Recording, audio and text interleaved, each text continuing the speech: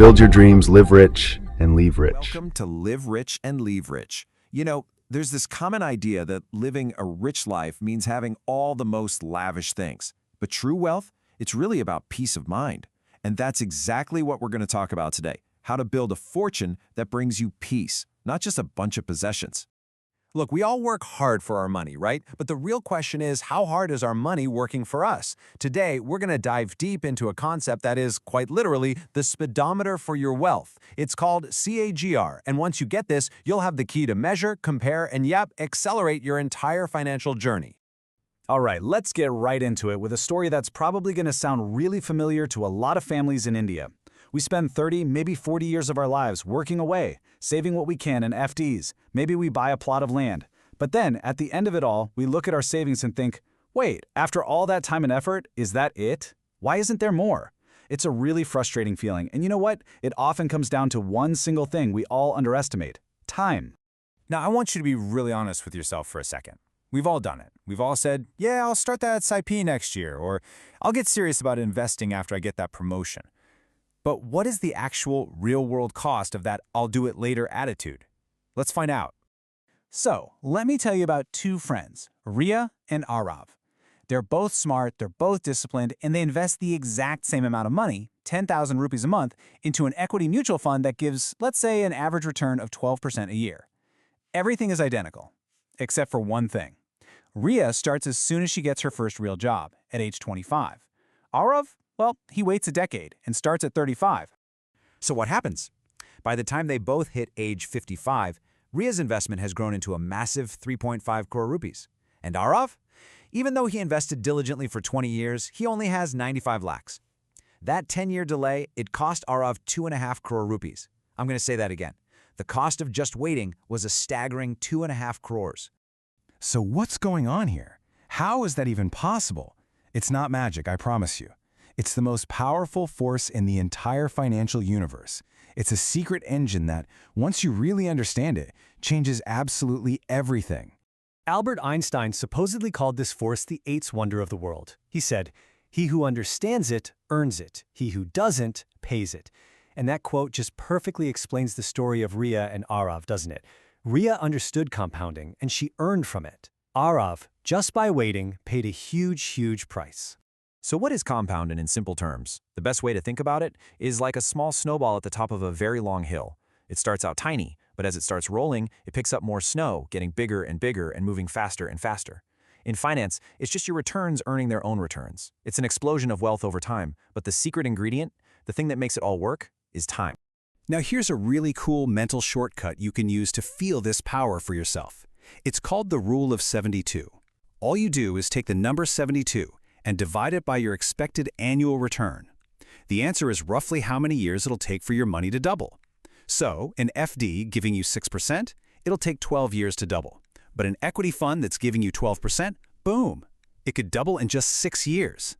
It's a simple but super powerful little tool. Okay, so if compounding is the powerful engine that's driving your wealth, then we need a way to measure how fast that engine is actually running. We need a speedometer. And in the world of finance, that speedometer is called CAGR, the Compound Annual Growth Rate. I mean, think about it. Investment returns are never a straight line, right? One year the market's flying high, up 30%. The next it's down 10. A plot of land might do absolutely nothing for 9 years, and then its value suddenly shoots up. So how in the world do you fairly compare these totally different journeys? How do you find the true speed of your investment? Well, that's exactly what KGR does. It takes all those crazy ups and downs, and it just smooths them all out. It gives you one single average number that tells you the steady rate your investment would have grown at if the returns were the same every single year. It cuts through all the noise and gives you the most honest scorecard for any investment, period. And this table right here really shows you the different speeds of common investments.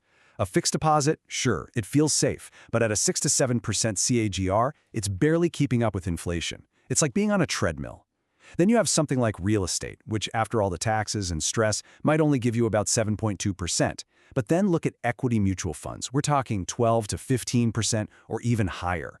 These are the true wealth creators because they leave inflation in the dust, and that's the only race that really matters. So let's see how this actually plays out in the real world. Let's meet Arjun and Meera. They both start with the same amount of money, but their choice of CAGR, their choice of financial vehicle, leads them to completely different destinies.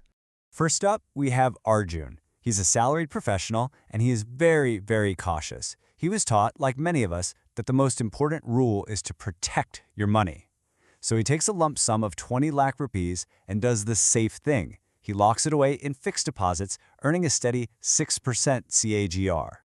20 years later, Arjun's 20 lakhs has grown to 64 lakhs. On paper, that sounds okay, right? But here's the brutal truth. When you factor in an average inflation of 6%, the real purchasing power of his 64 lakhs is almost exactly the same as his original 20 lakhs 20 years ago. He ran on a financial treadmill for 2 decades and ended up in the exact same spot. His safe choice was actually the riskiest thing he could have done for his wealth. Now let's look at Mira. She's a business owner, and she gets it. She understands that to create real wealth, you have to beat inflation, and beat it by a lot. So she invests the same 20 lakh rupees into a good portfolio of equity mutual funds, targeting a more aggressive 12% CAGR.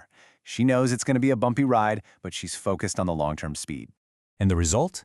After those same 20 years, Mira's investment has grown to a phenomenal 1.9 crore rupees. This isn't just a little bit better than Arjun's outcome. It's a completely different life. It's the difference between financial stress and financial freedom. That is the power of choosing a higher CAGR. So how can you actually put this stuff into practice? Well, the good news is it's not that complicated.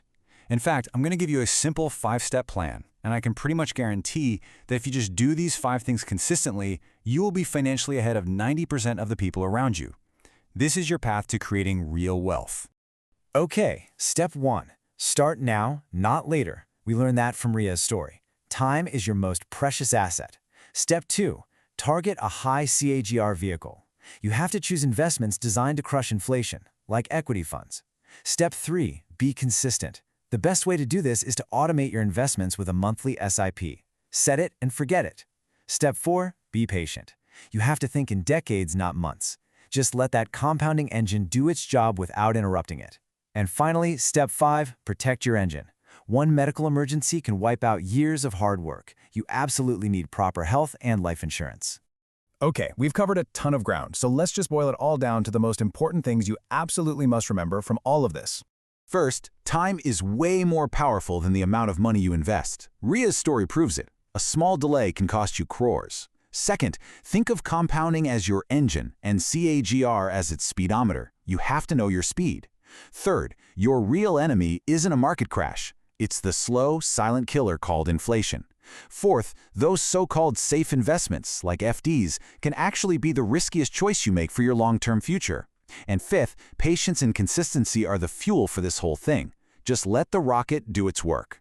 And that brings me to the one final, crucial question I want to leave you with. Take a hard, honest look at your investments and your financial plan, and ask yourself this. Is your money working harder for you than you are working for it? Or is it just sitting there, losing its power every single day? The answer to that question is going to determine your financial future. So what part of the stock market or investing should I simplify for you next? Let me know down in the comments. And for a complete roadmap on how to build a financial future that brings you peace, you can check out my book, The Legacy Diary, on Amazon. If this explainer helped you, please do me a favor, subscribe, like, and share it with someone you know who needs to hear this. Thanks for your time. Live rich and leave rich.